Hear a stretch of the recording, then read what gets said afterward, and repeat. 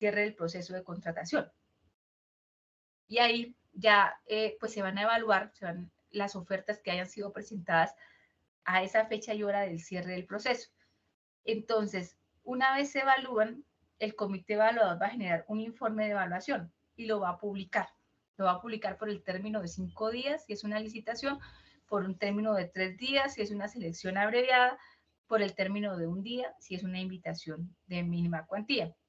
Y los proponentes tienen la oportunidad de conocer esos informes y controvertirlos. Entonces, esto hace parte del principio de transparencia, que tengan esa oportunidad para conocer, controvertir y para no ser sorprendidos con decisiones de la administración que no hayan podido controvertir.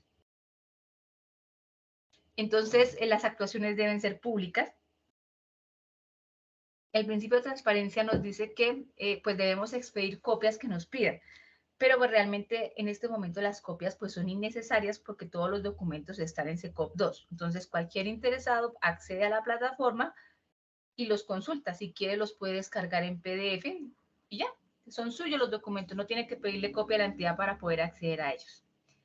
El principio de transparencia implica que en el pliego de condiciones se cumplan los siguientes requisitos. Estos sí son, digamos, muy generales, pero digamos, es un resumen del deber ser de un pliego de condiciones.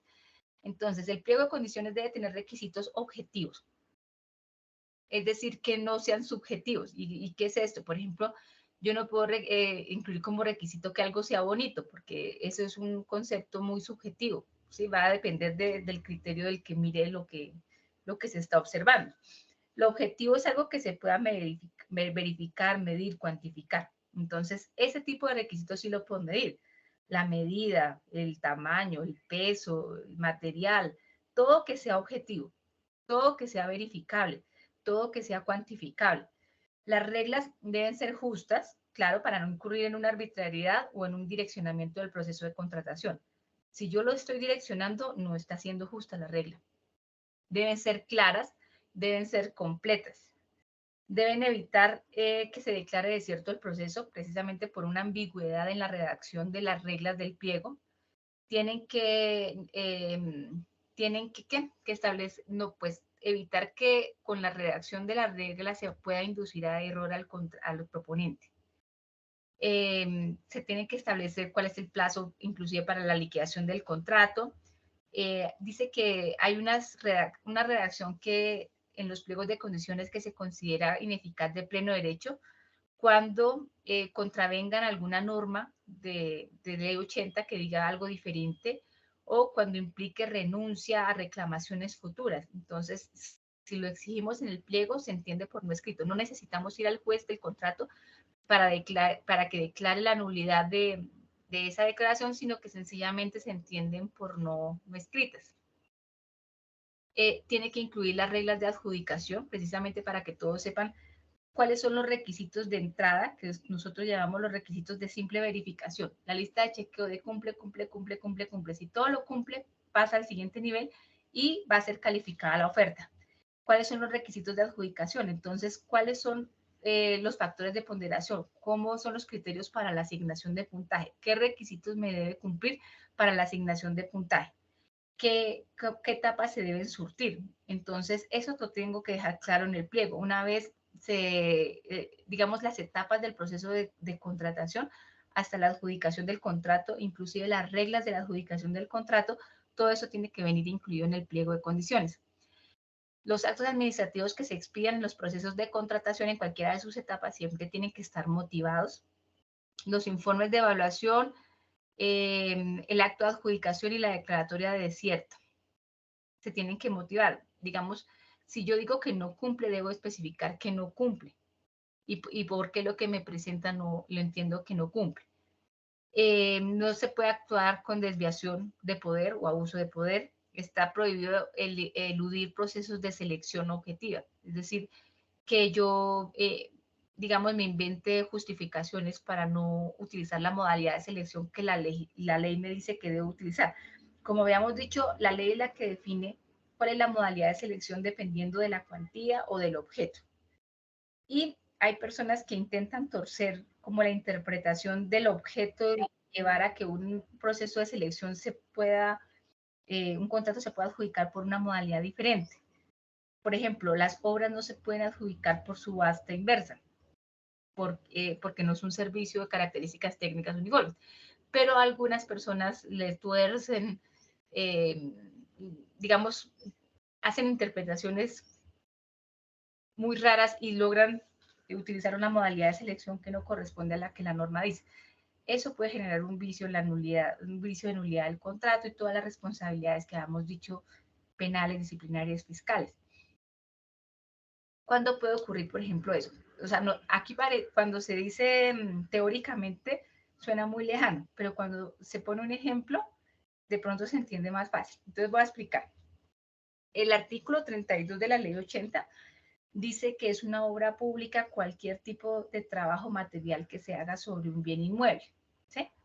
Entonces, en principio, el mantenimiento o la instalación de un ascensor, pues sería una obra, no sería un servicio.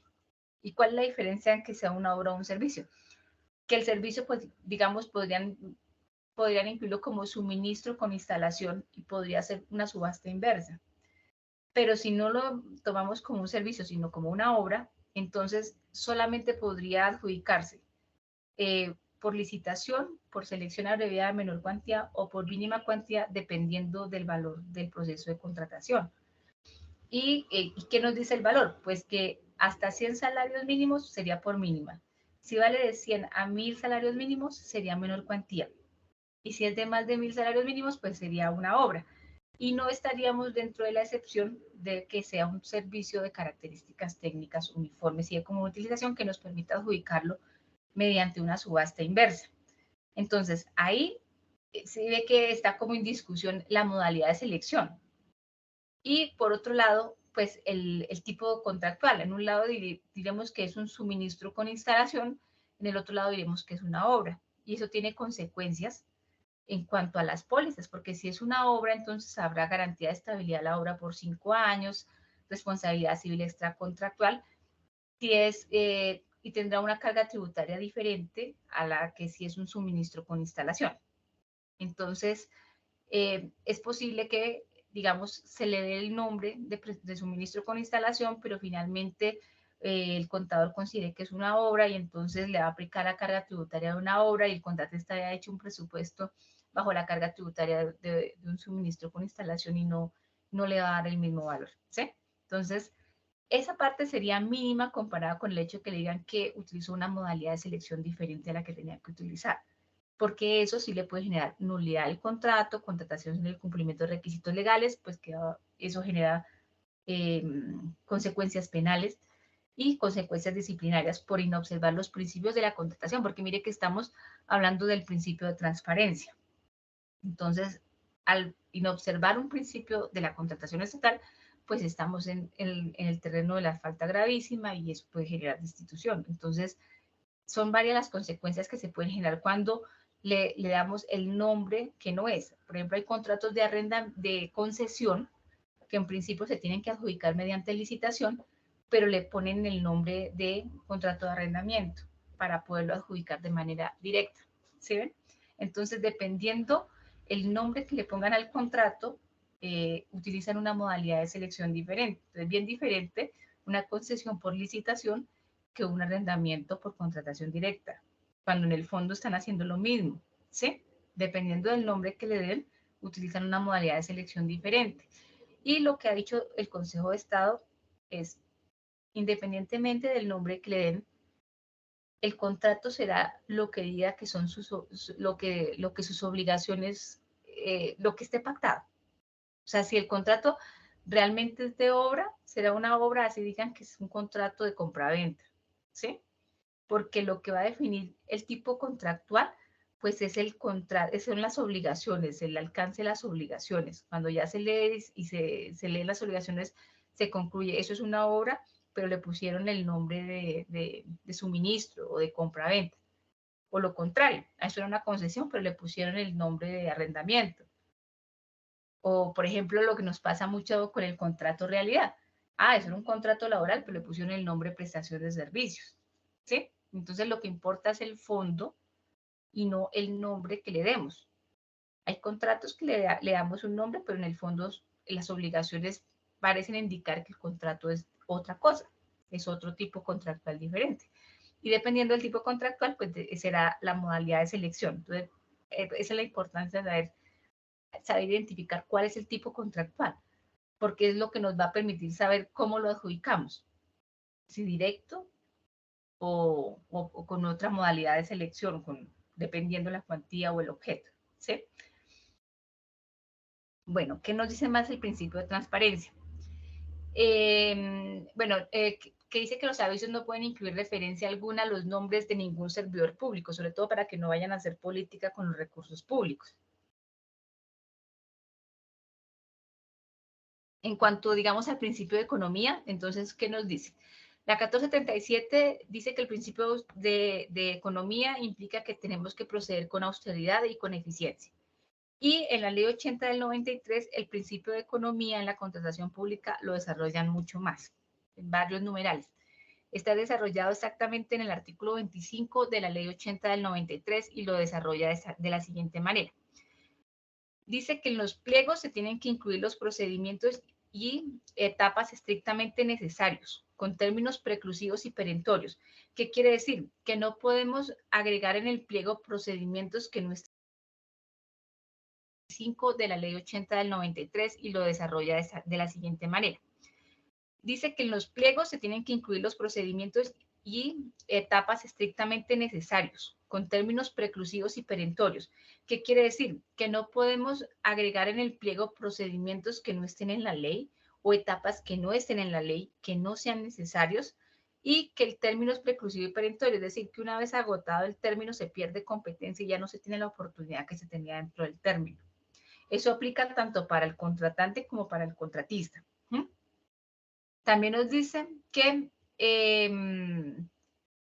no podemos hacer trámites adicionales, que los procedimientos deben servir a los fines del Estado. O sea, digamos, el procedimiento no puede ser un obstáculo, no puede ser el fin en sí mismo, sino que el procedimiento tiene que servir es para facilitar el cumplimiento de las normas y las normas para facilitar el cumplimiento de los fines del Estado. Y que el norte que siempre tenemos que tener en la ejecución de los contratos es que los servidores públicos estamos para garantizar que la finalidad del contrato se cumpla, que es posible que hayamos tenido errores de planeación que tienen que ser analizados durante la ejecución del contrato y serán los que pueden permitir la justificación de una modificación del contrato, pero con la única finalidad de lograr o permitir que el contrato finalmente pueda satisfacer la necesidad que motivó su contratación. No se trata de en qué casos, por ejemplo, no procedería la modificación. Cuando, digamos, tengo un contrato en ejecución y me surge una nueva necesidad y yo digo, ay, tengo esta nueva necesidad y tengo recursos, pero es que me da pereza tener que abrir un nuevo proceso de contratación para adjudicar esta nueva necesidad. Mejor yo modifico este contrato que ya tengo vigente y le pego esta necesidad a este contrato que tengo vigente, se la adiciono y con eso ya me la cumple el contratista, le pago lo que le tengo que pagar y me evito tener que hacer un nuevo proceso de contratación. Eso lo piensan muchos funcionarios. Y no es correcto, porque ahí yo lo que estoy haciendo es evadiendo la realización de un nuevo proceso de contratación que tiene que adjudicarse mediante un proceso de selección con las formalidades que yo les había explicado, ¿sí? Entonces, ¿en qué casos sí se puede hacer la modificación y en qué casos no se puede hacer la modificación? Ahí es donde hablan de la diferencia entre la adición de un contrato y un contrato adicional. En la adición de un contrato, yo tengo inicialmente una necesidad que tengo que satisfacer, que me motiva a hacer un proceso de selección y adjudicar un contrato. Y tengo un objeto y un alcance.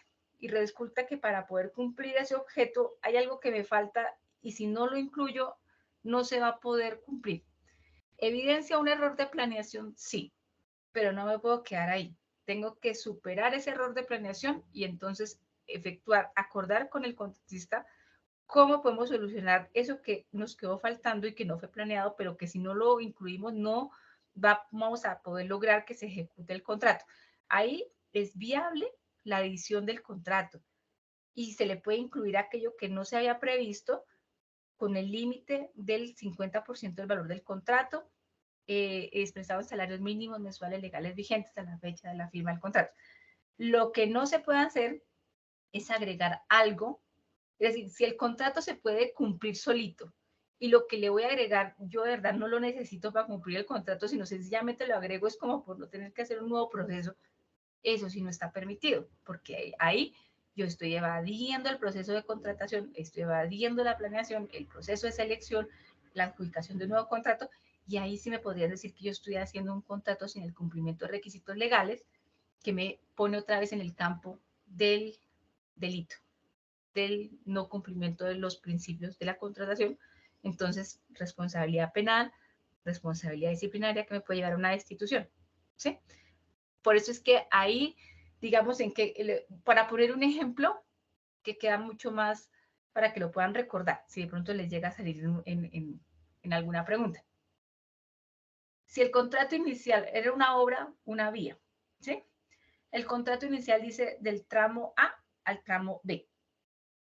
Entonces, si me faltó un ítem de excavación, por ejemplo, pero sigue siendo del tramo A al tramo B, yo sencillamente le puedo incluir mediante modificación del contrato ese ítem que me quedó faltando y sin el cual yo no puedo entregar del tramo A al tramo B.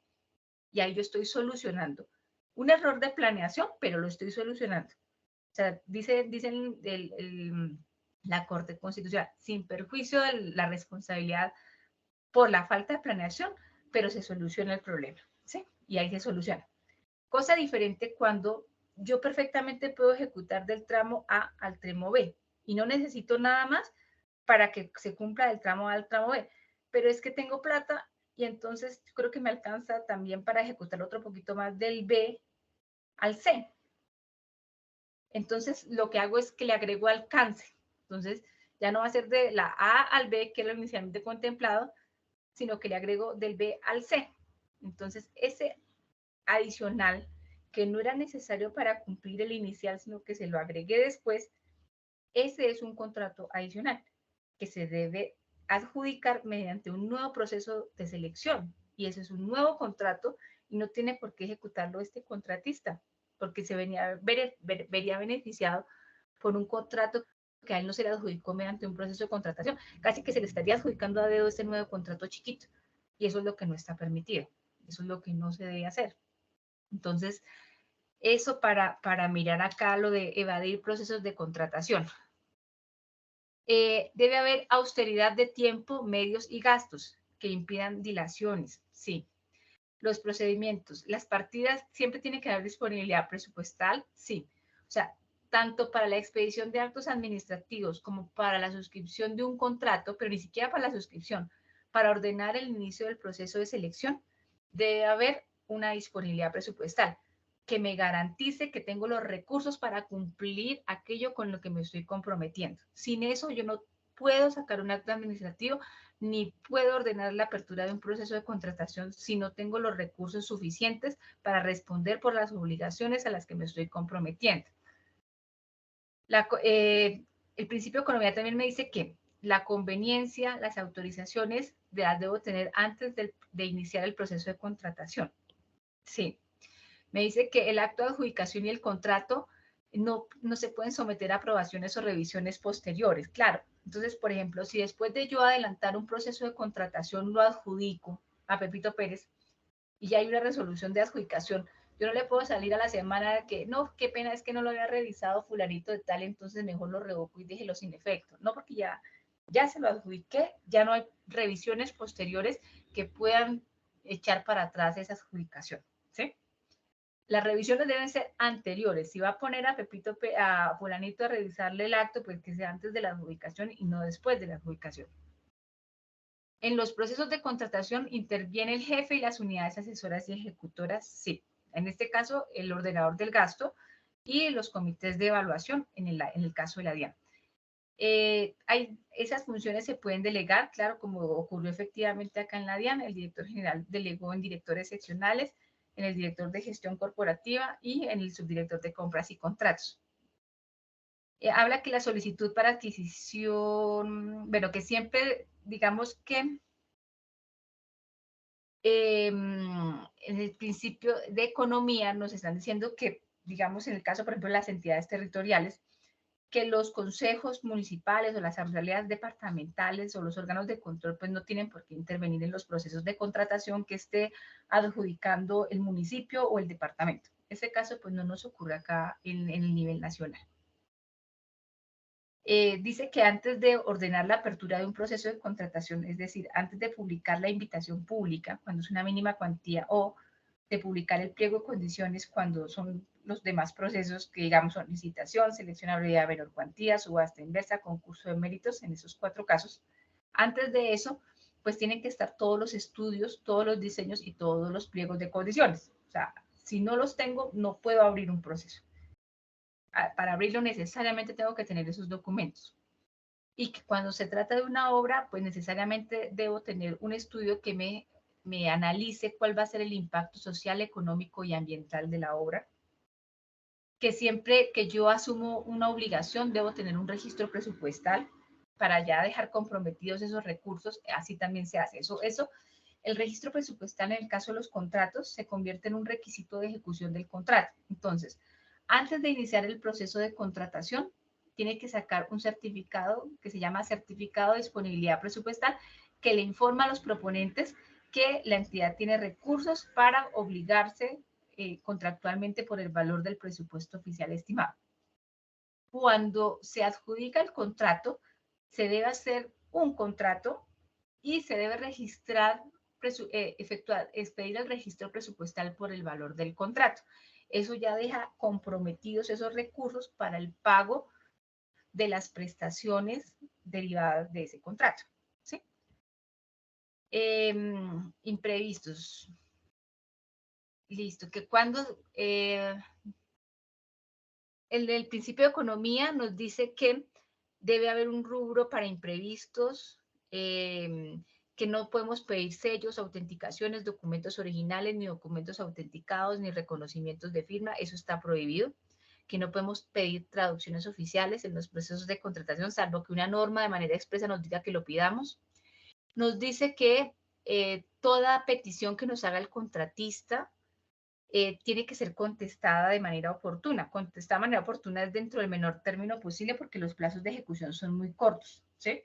Entonces, la idea es que el supervisor del contrato, que es la persona que la entidad pone a cargo frente al contratista para que esté pendiente del cumplimiento del contrato, le entregue al contratista toda la información que necesite para poder cumplir su contrato. Si el contratista presenta una petición, la idea es que se lo pueda responder dentro del menor término posible para que el contratista no vaya a perder tiempo de ejecución del contrato. Ahora, si la presenta y la entidad guarda silencio y no le da respuesta a la petición del contratista y pasan 3 meses, el artículo 25, numeral 16 de la ley 80 del 93 establece que existiría un silencio administrativo positivo. En la normatividad disciplinaria anterior, en el 734, esto generaba, era una falta disciplinaria gravísima. En la nueva normatividad disciplinaria ya no está contemplada como falta gravísima. Sin embargo, pues no demos lugar al silencio administrativo positivo, esa sería como la idea. Que se tienen que, de oficio, pues corregir todos los errores, que se tienen que erradicar las actas y las cuentas de cobro, todo resolverlo a la mayor brevedad. Y de alguna manera, por ejemplo, que la declaratoria desierta la licitación solamente procede por motivos o causas que impidan su escogencia objetiva.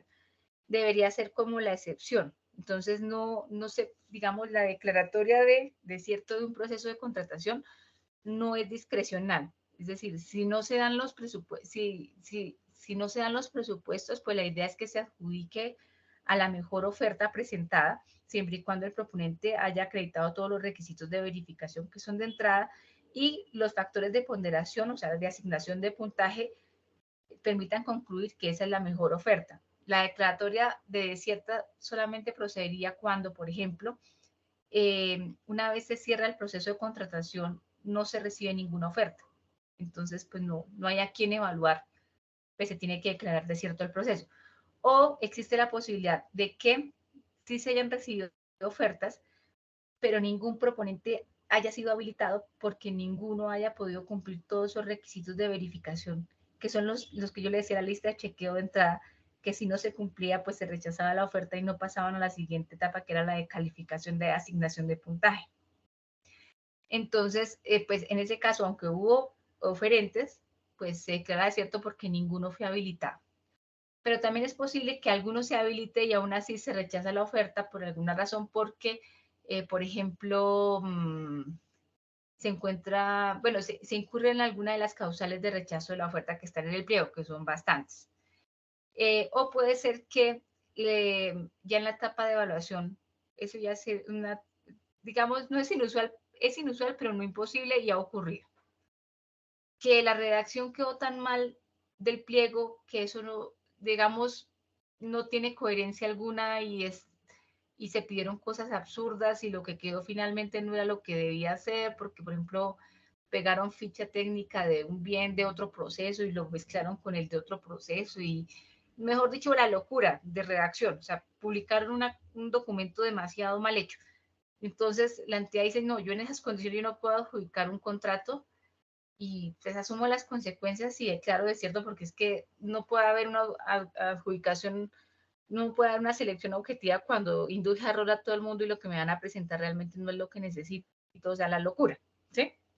Y pues ahí obviamente que habría responsabilidad del funcionario, pero digamos tendría que motivar muy bien como la decisión y poder justificar por qué a pesar de que hay ofertas no se puede garantizar una selección objetiva. Bueno, ya otro principio que ya sería el tercer principio de la ley 80, es el principio de responsabilidad. Entonces, en la 1437, el principio de responsabilidad lo definen como el hecho de que las autoridades y agentes asumirán consecuencias por sus decisiones, omisiones o por la extralimitación de sus funciones de acuerdo con la Constitución, las leyes y el reglamento. Entonces, siempre nos hablan que hay consecuencias por nuestras actuaciones y por nuestras omisiones.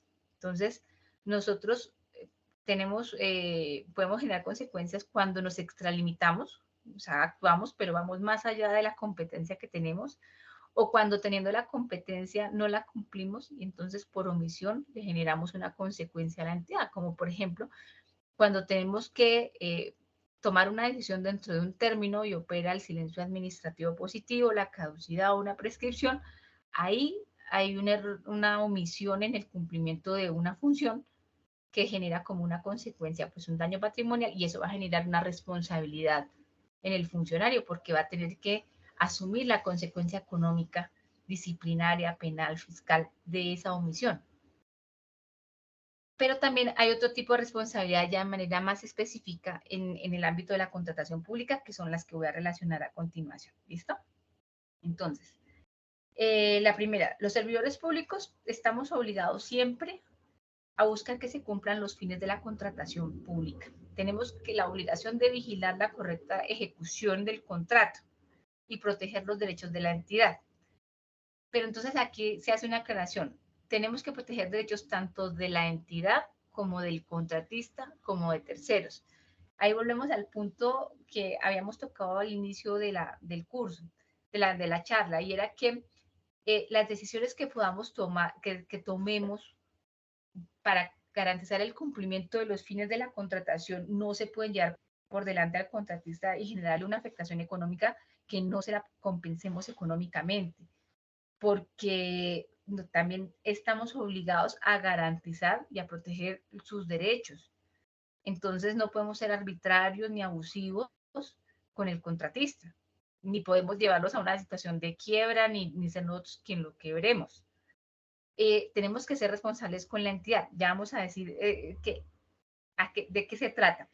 Cuando dice que tenemos la obligación de vigilar la correcta ejecución del contrato, significa que cuando el ordenador del gasto suscribe un contrato, no abandona el contrato a su suerte a ver si el contratista lo quiere o no cumplir, sino que siempre, siempre pone ahí hay un doliente que queda en nombre de la entidad pendiente de que todo se cumpla dentro del término con la oportunidad y con la calidad pactada. Y a ese señor, a ese doliente se le llama supervisor. Entonces, él es el designado por parte del ordenador del gasto para verificar que efectivamente el contrato se cumpla. Pero entonces él tiene que ir más allá, no solamente verificar que se cumplan las obligaciones del contratista, sino que se cumplan también las obligaciones de la entidad contratante, por una sencilla razón. Porque si la entidad contratante no cumple el pedacito que le corresponde, pone al contratista en situación de incumplimiento por culpa de la entidad contratante. Y es lo que llamábamos la configuración de la excepción de contrato no cumplido, que a la vez puede generarle responsabilidad económica a la entidad contratante. Entonces, el supervisor tiene que verificar que se cumplan de parte y parte las obligaciones dentro de los términos que están establecidos en el contrato y debe internamente tener la diligencia de hacer el trámite ante quien corresponda para que la parte de la DIAN se cumpla. Entonces, si tiene que tramitar un permiso, si tiene que tramitar lo que internamente tenga que tramitar, le toca hacer la gestión, preguntar, llamar, requerir, insistir, reportar. Cuando se le salga de las manos, cualquier cosa que se le salga de las manos y que ponga en riesgo el cumplimiento del contrato, lo tiene que escalar al ordenador del gasto para que ya el ordenador del gasto primero esté enterado y segundo tome una decisión. No se puede quedar con el problema y dejar que venza el plazo de ejecución del contrato y al final decir, no, es que no se hizo nada porque la verdad eso estaba muy difícil y yo sí veía que eso pasaba y pasaba el tiempo.